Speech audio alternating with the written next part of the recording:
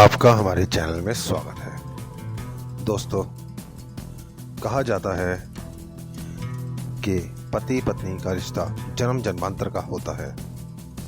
हिंदू धर्म ग्रंथों में पत्नी को वामंगी कहा जाता है। इसका अर्थ होता है बाएं अंग की अधिकारी। इसलिए पुरुष के शरीर का बायां हिस्सा स्त्री का माना जाता है। दरअसल माना जाता है कि अर्धनारीश्वर भगवान शिव के बाएं अंग से स्त्री की उत्पत्ति हुई है, जिसका प्रतीक है शिव का अर्धनारीश्वर शरीर। किन कामों के समय पति को उल्टे हाथ की ओर होना चाहिए? शास्त्रों में कहा गया है कि स्त्री पुरुष की वामंगी होती है, इसलिए सोते समय, किसी सभा में, सिंदूर दान, आशीर्वाद ग्रहण करते समय और भोजन के समय पति को हमेशा पत्नी की बाईं ओर रहना चाहिए। इससे शुभ फल की प्राप्ति होती है। वामंगी होने के बावजूद भी कुछ कामों में स्त्री को दाईं ओर रहने की बात शास्त्र कहते हैं। शास्त्रों में बताया गया है कि कन्यादान, विवाह, यज्ञ कर्म, जात कर्म, नामकरण और अन्नप्राशन के समय पत्नी को पति के दाईं ओर बैठना चाहिए। पत्नी को पति के दाएं या बाएं बैठने संबंधी इस मान्यता के पीछे तर्क यह है कि जो कर्म सांसारिक होते हैं उसमें पत्नी पति के बाईं ओर बैठती है, क्योंकि यह कर्म स्त्री प्रधान कर्म माने जाते हैं। यज्ञ, कन्यादान, विवाह, यह सभी काम पारलौकिक माने जाते हैं और इन्हें पुरुष प्रधान माना गया है। इसलिए इन कर्मों में पत्नी के दाईं ओर बैठने के नियम हैं। हिंदू धर्म में 16 संस्कारों का बहुत अधिक महत्व माना गया है। इन्हीं 16 संस्कारों में से एक महत्वपूर्ण संस्कार है गर्भधान संस्कार। विवाह के बाद का सबसे महत्वपूर्ण संस्कार माना जाता है। गर्भधान संस्कार की परंपरा वैदिक काल से ही इस संस्कार के अंतर्गत पति पत्नी किसी ज्ञानी ज्योतिषी से दिन और मुहूर्त पूछकर संतान प्राप्ति की इच्छा से भगवान का ध्यान करके सत्संग करते हैं। इस संस्कार का दूसरा उद्देश्य यह भी था कि संतान सुयोग्य और गुणवान पैदा हो।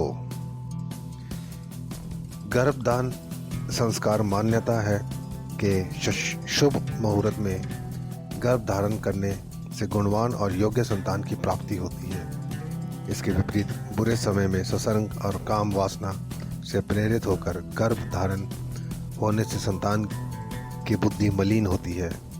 ये अपने माता पिता और कुल परंपरा को नुकसान पहुंचाते हैं। इनके व्यवहार से परिवार की बदनामी होती है। हिंदू धर्म ग्रंथों के अनुसार रावण की माता कैकसी ने कुछ समय में गर्भ धारण करने की इच्छा प्रकट की। रावण के पिता विश्रव के मना करने पर भी जब रावण की माता नहीं मानी तो विश्रव को कैकसी की इच्छा पूरी करनी पड़ी। गर्भ धारण के समय ही विश्रव ने कैकसी से कह दिया था कि तुम्हारा पुत्र कुल को कलंक लगाने वाला होगा। सुबह उठते ही सबसे पहले यह काम करें। कराग्रे वस्ते लक्ष्मी, कर मध्य सरस्वती, कर मूले स्थितो ब्रह्मा, प्रभाते कर दर्शनम। शास्त्रों में कहा गया है कि हर इंसान को सुबह सुबह पहले उठकर अपना हाथ देखना चाहिए। हाथ ही कर्म करता है और भाग्य को बदलने की क्षमता रखता है। हमारी हथेली में लक्ष्मी, सरस्वती और गोविंद यानी ब्रह्मा का वास है। इनके दर्शन से पूरा दिन अच्छा रहता है। हथेली देखते हुए इस मंत्र का ध्यान भी करना चाहिए ताकि आपके मन में लक्ष्मी, सरस्वती और गोविंद की छवि बने। बिछावन से उतरते समय पांव सीधे जमीन पर नहीं रखने चाहिए। धरती को माता के समान आदरणीय कहा जाता है। इसलिए सबसे पहले धरती का स्पर्श करके हथेली को माथे से लगाएं। ऐसा करने से तन मन में सकारात्मक ऊर्जा का संचार होता है। आशा करते हैं दी गई जानकारी आपको उपयोगी एवं महत्वपूर्ण लगी होगी। वीडियो में अंत तक बने रहने के लिए आपका धन्यवाद। वीडियो अच्छी लगी हो तो लाइक एवं शेयर कर दीजिएगा एवं चैनल पर नए हैं तो चैनल को सब्सक्राइब कर दीजिएगा। जल्द मिलते हैं एक नए एवं रोचक वीडियो के साथ। धन्यवाद।